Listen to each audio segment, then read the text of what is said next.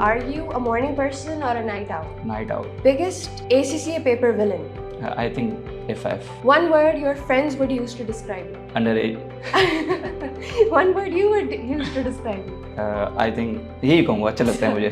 मैं इसको as motivation लेता हूँ. अच्छा ठीक है. Coffee or chai? चाय. Chai. Excel or PowerPoint? Excel.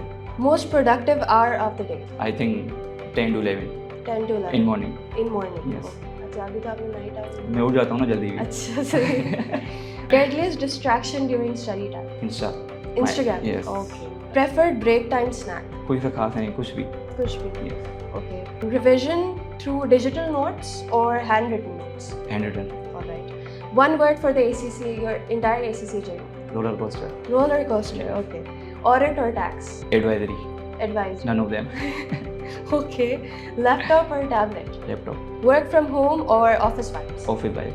One word that motivates you. Underage. Underage. Where do you see yourself in the next 5 years? मैं अपने आप को अगले 5 सालों में 2 जगहों पर देखता हूँ. दोनों अलग अलग जगह हैं. जी. एक, अगर मैं अपने किसी भी स्टार्टअप की तरफ जाता हूँ तो मैं अपने आप को कहीं और देखता हूँ. अगर मैं इसी फील्ड में रहता हूँ, जॉब करता हूँ, तो डेफिनेटली मैं अपने आप को एक CFA कैंडिडेट या CFA क्वालिफाइड देखता हूँ. Assalamu alaikum, ladies and gentlemen. Welcome to another episode of Beyond the Textbook. This is your host, Alishba Adnan, and today we have a young leader among us, ladies and gentlemen, who has just not only completed his ACCA in one go, but that too in the age of 19. Yes, ladies and gentlemen, you heard it right, at the age of 19. Ladies and gentlemen, please welcome Mr. Hitesh Kumar. Assalamu alaikum, Hitesh. How are you? I am fine. What about you? I'm also good. First of all, congratulations on completing the ACCA qualification in just 19 years old. Wow, that's commendable. Thank you so much and thanks for having me today here. You're welcome. So, आपकी ये journey कैसी रही? How was your journey throughout the ACCA qualification and because you have done it in such an exceptional way, what was your strategy? Basically, when I started ACCA, मैं जब ACCA मैंने शुरू किया था तो स्टडी मेरी शुरू में ये रही थी, एक ही मेरी टेक्निक हो कि मैं अपना प्रॉपर स्केड्यूल बनाऊँ. जी. फॉर सपोज अगर एक पेपर में 1 मंथ रहता है तो मेरा एक प्रॉपर मोबाइल में नोट्स में एक मैं स्केड्यूल बनाता था कि इस डेट को मुझे ये क्वेश्चंस करने इस टॉपिक के, उसको मैं एनी हाउ फॉलो करता था. Very nice. फॉर सपोज अगर मेरा स्केड्यूल में जानबूझ के ज़्यादा बनाता था ताकि पूरा ना हो, लेकिन मैं मैक्सिमम कर पाऊँ. सही. जो नहीं होता था उसको क्रॉस और उसको नेक्स्ट डे शूट करता था. सही. जो हो गया उसके ऊपर टिक्का मार. इस तरह से ये मेरी टेक्निक थी जो मुझे लगता है कि अगर कोई भी फॉलो करे डेफिनेटली उस पे काम आएगा. I completely agree with you. बहुत इन्फॉर्मेटिव चीज़ है कि ये set your benchmark so high कि अगर आप उसको टच करें तो आपके लिए बहुत अचीवमेंट की बात है. सही है. और अगर नहीं भी करें तो आपको पता है कि थोड़ा सा ज़्यादा था तो you can work on it the next. बिल्कुल सही. अच्छा, सो ACCA के बारे में आपको पता कैसे चला था कि ये क्वालिफिकेशन है, इसके अंदर जा सकते हैं और आपको अपने इंटरेस्ट इसमें मैच होते हुए ऑफ कोर्स नज़र आए होंगे, तो उसके बारे में थोड़ा सा बताएं. अच्छा, जब मैं मैट्रिक में था इन 2022 आई थिंक जी, तो हमारे यहाँ मैं बदिन से बिलोंग करता हूँ, मेरी पूरी फैमिली भी अभी बदिन में रहती है. तो वहाँ पे सिर्फ प्री मेडिकल और प्री इंजीनियरिंग, यानी वहाँ पे इवन कॉमर्स भी नहीं है फर्स्ट इंटर में. अच्छा. तो मुझे सबसे पहले पता चला था CA का. One of my cousin was pursuing CA at that time. तो मुझे CA का पता चला था तो मेरे माइंड में था मैं CA करूँगा. फिर जब उसी कज़न से जब मेरा मीटअप हुआ था तो उसने मुझे सजेस्ट किया था कि ACCA की तरफ जाओ, आप मैट्रिक के बाद भी स्टार्ट कर सकते हो और वो इंटरनेशनल क्वालिफिकेशन है.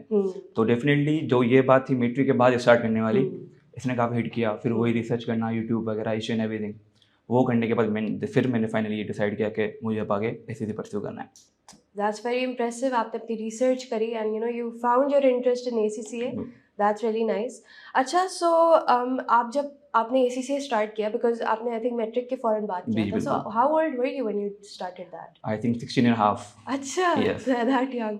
ऑलराइट. सो आपके ऑफ कोर्स फैमिली को जब पता चला होगा कि आप you are going towards such a qualification और वो भी इंटर से पहले, तो व्हाट वाज देयर रिएक्शन? वही था कि मेरी फैमिली शुरू से ही बड़ी सपोर्टिव रही है. उन्होंने कहा था अगर आपको लगता है then just go for it, हम आपके पीछे हैं. एंड एंड तक उन्होंने का सपोर्ट बरकरार रहा था. एंड तक स्टिल भी सपोर्ट है. Very nice. That's really nice. Were you always that disciplined के always that focused towards life, और did ACCA actually put you in that course? Initially मैं अपनी कॉलेज लाइफ में या स्कूल लाइफ में तो मैं वहाँ पे बोर्ड पे मेरा नाम होता था इनिशियली से, अच्छा। यानी टॉप 1 टू टॉप 10, वाह, लेकिन कभी कंसिस्टेंट नहीं रहा, यानी एक टॉप 3 के अंदर कभी नहीं, कभी टॉप 5 पे, कभी टॉप 1 पे। नहीं वो भी बहुत अच्छा है। तो इस तरह से रहा था। अच्छा, एससीसी में आने के बाद डेफिनेटली कंसिस्टेंसी काफ़ी इंप्रूव हुई है, सही, काफ़ी कुछ सीखा। मेन चीज़ जो मैंने एससीसी में सीखी है वो है डिसिप्लिन, डिसिप्लिन। एंड मैं मानता हूँ ये मुझे आगे भी बहुत काम आएगा। तो because you belong to this generation of course, तो इस जनरेशन में we have such big distractions, Yes. तो how did you keep yourself so inclined towards your studies, और आप कैसे focused रहे throughout your journey? जब मैंने एससीसी शुरू किया था, सोशल मीडिया मेरे ख्याल से इस वक्त की सबसे बड़ी डिस्ट्रैक्शन है। सही बात है। हम पढ़ने बैठते हैं, 3 घंटे में से 2 घंटे हम सोशल मीडिया चलाते हैं, रील्स देखते हैं, उसके बाद हम पढ़ाई की तरफ उठते हैं। हाँ, सही तो बात, मेरा माइंड सेट ये रहता था, मैं मोबाइल को कर दूँ पावर ऑफ। सही, मेरा मानना ये था कि जितना पढूं एटलीस्ट वो इफेक्टिव हो। अगर सही। 3 घंटे नहीं तो मैं 1 घंटा ही पढूं, लेकिन वो इफेक्टिव effective हो, हो without ताकि distractions. ताकि वो 3 घंटों को मेरा कवर कर दे। Very nice. नो डाउट मैंने सोशल लाइफ अपनी बहुत इंजॉय की है, लेकिन ये है कि स्टडी को सबसे पहले प्रायोरिटी दी थी। हाँ, आई बिलीव कि इंसान को हर चीज़ को बैलेंस रखना चाहिए, बिल्कुल। बिकॉज एक ही तरफ अगर ध्यान होगा कि सिर्फ पढ़ाई में, तो आई थिंक पढ़ाई भी इतनी इफेक्टिव फिर बिल्कुल नहीं ऐसा ही होती। है। थोड़ा बहुत अगर चले तो फिर दिमाग भी अच्छा चलता है। सो जैसे अभी इसी से हम लोग एक बात निकालते हैं, आपने बोला कि आप अपनी सोशल लाइफ को भी बैलेंस रखते जी थे, बिल्कुल। तो क्या करते थे अदर देन स्टडीज़, जो कि आपके दिमाग में थोड़ा सा रिलैक्स जैसे आता था? इनिशियली माय फाउंडेशन लेवल, तो वो सपोज मुझे पता है कि मेरा पेपर 1 मंथ बाद है, मैंने बुक करवा जी, लिया। तो इनिशियली 2 हफ्ते में ज़रा फ्री होता था कि हाँ पेपर में भी टाइम है, तो दोस्तों के साथ गैदरिंग, ये जानना, फैमिली के साथ घूमना, कभी फैमिली आई हुई है। लेकिन ये जो लास्ट 2 वीक होते थे, उसमें मैं प्रायोरिटी रखता था सबसे पहले स्टडी को, उसके बाद में गैदरिंग। इनिशियली 2 वीक घूमो फिरो, मस्ती करो, सब कुछ, लेकिन जो लास्ट के वीक्स होते थे पेपर के जी। करीब, उस पर मेरा फर्स्ट माइंड ये था, फर्स्ट प्रायोरिटी होती थी कि मैं पेपर को पूरा टाइम दूँ। सही। तो बस, और आपने इसके लिए कोई ऐप्स वगैरह या सर के नोट्स ऐसे? मैंने हमेशा फाउंडेशन तक मैंने सारी बुक्स रीड की हैं। जी, बीपीपी फर्स्ट प्रायोरिटी रही थी मेरी हमेशा से। स्किल्स में आने के बाद मैंने ये रियलाइज़ किया कि अगर आप प्रैक्टिस इनफ कर रहे हो और साथ में सर के नोट्स हैं, जिस भी टीचर से आप पढ़ो, नोट्स सारों के इफेक्टिव होते हैं, बस उनका पढ़ने का तरीका अलग अलग सही होता है। बात है। तो मैं नोट्स पढ़ता था टीचर्स के, और उन्हीं नोट्स में से अपने नोट्स भी बनाता था। अच्छा, जैसे फॉर सपोज सर क्लास में नोट्स पढ़ा रहे हैं, अपनी कुछ चीज़ें ऐड कर देना, सर से डिस्कस कर लेना, और उसके बाद उन्हीं नोट्स को पढ़ना एंड में, और क्वेश्चन की प्रैक्टिस मैक्सिमम। अच्छा, तो आपकी ये स्ट्रैटेजी थी। अच्छा, माइंड मैप्स बनाते थे या फिर वो जो अपने नोट जब बना रहे होते मेरा इनिशियली मेरा माइंड में भी बनता था। फॉर सपोज मेरा माइंड है कि अगले टाइम में मुझे एसबीएल देना है, तो एक फ्रेमवर्क बना हुआ था कि मुझे इस तरह से डील करना है, इस तरह से प्लानिंग करनी है। लेकिन जो लास्ट मंथ का जो मेरा प्रॉपर स्केड्यूल बनता था, डेफिनेटली उसने मुझे बड़ी हेल्प की है, बहुत हेल्प की है। So that's really helpful for the people who are watching. और this just not only applies to ACC, I think ये एक across the table की बात है बिल्कुल कि आप कोई भी क्वालिफिकेशन करें, तो आई थिंक ये बहुत इफेक्टिव है। I follow that. अच्छा, ऑफ कोर्स आपने जैसे बोला कि एक महीने पहले आप अपनी सारी चीज़ें ऑलमोस्ट एंड पे ला रहे होते थे। So did you ever feel like kind of a burn out कि अब बस बहुत हो गया, मुझे जो है बहुत मैं एग्जॉस्ट हो गया? But and अगर आपको फील हुआ, तो how did you bounce back into the studies? In सितंबर 2024 मेरा एसबीआर का अटेम्प्ट फ्लंक हो गया था। अच्छा, तब मैं नई मैंने एचपीएल भी ज्वाइन की थी, हबीब बैंक लिमिटेड, और करंटली मैं वहीं पे काम कर रहा हूँ। तो जब मेरा वो पेपर फेल हुआ था, तो उसके बाद मेरा माइंड था मैं ट्रिपल ए एंड एएफएम दोनों साथ दूंगा आफ्टर एसबीआर, लेकिन मेरा एसबीआर रुक गया था। अब एसबीआर रुक गया तो ट्रिपल ए की मोटिवेशन भी मेरी चली गई, क्योंकि दोनों आपस में लिंक्ड है। तो मैंने ट्रिपल ए को किया था ड्रॉप, उसकी जगह पे मैंने एसबीआर को उठा लिया था। अच्छा, यानी एक कमबैक वाला माइंड बना लिया था कि अच्छा। अब कमबैक का टाइम आ गया है, with job, full time job, साथ में 2 पी लेवल के पेपर्स मैनेज करना, वो मेरे लिए एक्सट्रीमली टफ था। सही। रात को ना नींद आए, सुबह ना लाइब्रेरी उठा जाए, यानी फुल ये वो जो 1.5 महीना गया था मुझे आज भी याद है। लेकिन यस, वो मेरी जर्नी का सबसे इंपॉर्टेंट हिस्सा था। बहुत कुछ सिखाया किस तरह से टाइम मैनेज करना है।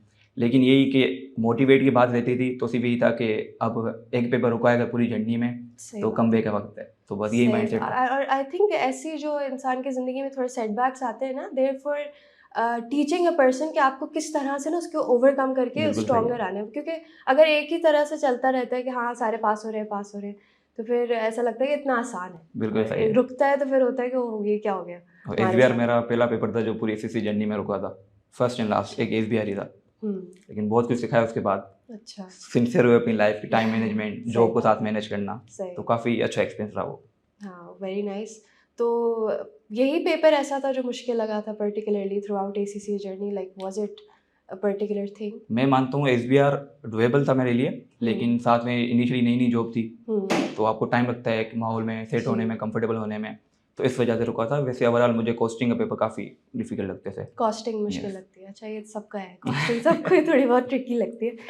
Alright, so again towards your early accomplishment, what was your, you know, आप कहते हैं ना कि मोटिवेशन क्या थी आपकी कि बस इसको ख़त्म करना है 19 ईयर्स की एज में, बिकॉज बहुत सारे लोग इसमें आते हैं और ज़रूरी नहीं है कि वो इसी टाइम ड्यूरेशन में कंप्लीट कर लें। So what was your main motivation into doing it at such a young age? जब मैं नया नया SCC में आया था, फर्स्ट मेरी क्लास थी, जब जाहिर सी बात है फर्स्ट क्लास में आपका इंट्रोडक्शन होता है टीचर के साथ, तो तब मैंने टीचर्स को बताया था कि मैं भी 18 साल का नहीं हुआ, मेरा CNIC भी नहीं बना।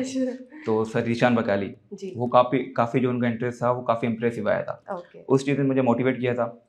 हालांकि पूरी जर्नी में मेरे नाम पे एक टैग है अंडर एज, आज भी मेरे मैनेजर्स मुझे अंडर 18 करके बुलाते हैं। अच्छा। तो लेकिन ये है कि मैंने उसको एज फन वे में लिया। सही बात। टीचर्स का जो रिएक्शन था उस वक्त डेफिनेटली उसने काफ़ी एक अहम रोल प्ले किया है मेरे लाइफ में, कि टीचर्स को अगर लगता है कि बच्चा कर सकता है तो डेफिनेटली उन्होंने भी कुछ देखा होगा। सही बात। तो उनको सही प्रूफ करना था। आई थिंक टीचर्स और जो हमारे मेंटर्स होते हैं ना, they play a huge part in you know igniting that inner motivation in us. और अगर हमारे टीचर्स ही हमें सपोर्ट करते हैं ना, तो आई थिंक ये थोड़ा सा वो होता है कि टीचर अगर कह रहा है तो ये सही कह रहा होगा। बिल्कुल सही। थोड़ी सी दिमाग में ये चीज़ होती है। बिल्कुल सही। ऑलराइट, सो ऑफ कोर्स आपने जब ACCA स्टार्ट किया, आपने बताया कि आपके दिमाग में आपके कज़न से आपने पूछा, you know, you did your own research as well. तो you know there are lot of things जो कि इंसान को नहीं पता होती जब वो स्टार्ट कर रहा होता है कोई चीज़।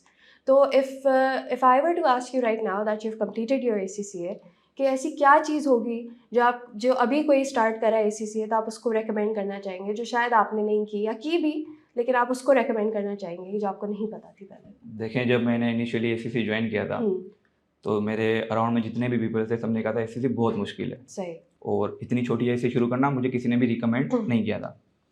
ऐसा था, मैं जब SCC में आया मैंने देखा कि अगर आप अच्छे आपका गुड इनफ बैकग्राउंड है स्टडी का एकेडमिकली और आपके अंदर एक डिसिप्लिन या कंसिस्टेंसी है, डेफिनेटली आप SCC को क्रैक करोगे। डेफिनेटली वो कंसिस्टेंसी मैं लोगों को बताऊंगा जो भी नए ज्वाइनर्स हैं या आने वाले हैं SCC में। आपसे ज़्यादा आपकी कैपेबिलिटी के बारे में कोई भी नहीं जानता। आपको सबसे ज़्यादा पता है आपके बारे में। तो आपको लगता है कि आप इतने कैपेबल हो या आपके अंदर इतनी कंसिस्टेंसी है, आप पेपर्स को पूरा टाइम दे पाओगे, देन डेफिनेटली मोस्ट वेलकम। बहुत अच्छी जर्नी रहेगी आपकी इंशाल्लाह। So your main point is कि इंसान को अपने ऊपर बिलीव करना चाहिए बिफोर स्टार्टिंग इट, और दूसरों की बातों में नहीं आना चाहिए कि अगर कोई कह रहा है कि मुश्किल है तो आपको ये मान के नहीं बैठ जाना चाहिए। Right, this is your. बिल्कुल राइट। अच्छा, तो हितेश, हम आपके साथ एक छोटा सा रैपिड फायर राउंड खेलते हैं, ठीक है? So the first thing that comes in your mind you have to say it and I will be asking you questions. Rapid fire, this how it works. सही है? तो आर यू रेडी? यस। चलिए ठीक है। First question, are you a morning person or a night owl? Night owl. Night owl. Biggest ACCA paper villain? I think FF. FI, okay. One word your friends would use to describe you? Underage. One word you would use to describe you? I think यही कहूँगा, अच्छा लगता है मुझे। मैं इसको as motivation लेता हूँ। अच्छा ठीक है। कॉफी और चाय? चाय। चाय। एक्सेल और PowerPoint? Excel. Excel, okay. Most productive hour of the day? I think 10 to 11. 10 to 11. In morning. In morning. Yes. Okay. अच्छा, अभी तो आपने नाइट आवर बोला। मैं उठ जाता हूँ ना जल्दी भी। अच्छा सही। Deadliest distraction during study time? Instagram. Yes. Okay. Preferred break time snack? कोई सा खास नहीं, कुछ भी। कुछ भी। Yes. Okay. Revision through digital notes or handwritten notes? Handwritten. Handwritten notes. All right. One word for the ACCA, your entire ACCA journey? Roller coaster. Roller coaster. Yes. Okay. Audit or tax? Advisory. Advisory. None of them. Okay. Laptop or tablet? Laptop. Laptop. Work from home or office vibes? Office vibes. One word that motivates you? Underage. Underage. चले ठीक है। और alright, very well answered and I hope the answers were honest as well. Yes, 110%. Okay, very well done. Alright, so as we move towards the end of the podcast, where do you see yourself in the next 5 years? मैं अपने आप को अगले 5 सालों में 2 जगहों पे देखता हूँ। दोनों अलग अलग जगह हैं जी। एक, अगर मैं अपने किसी भी स्टार्टअप की तरफ जाता हूँ तो मैं अपने आप को कहीं और देखता हूँ। अगर मैं इसी फील्ड में रहता हूँ, जॉब करता हूँ, तो डेफिनेटली मैं अपने आप को एक CFA कैंडिडेट या CFA क्वालिफाइड देखता हूँ। CFA qualified, yeah? CFA candidate. Very nice, very nice. Acha, so to wrap it up, it was an amazing session with you, I must say. Very honest and very informative answers, I must say.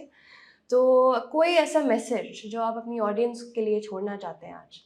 Audience को मैं यही बोलना चाहूँगा जो अभी नए आ रहे हैं जी अभी काफ़ी ये है कि अवेयरनेस हो गई है सीसीए की, तो काफ़ी लोग आ रहे हैं आफ्टर मैट्रिक।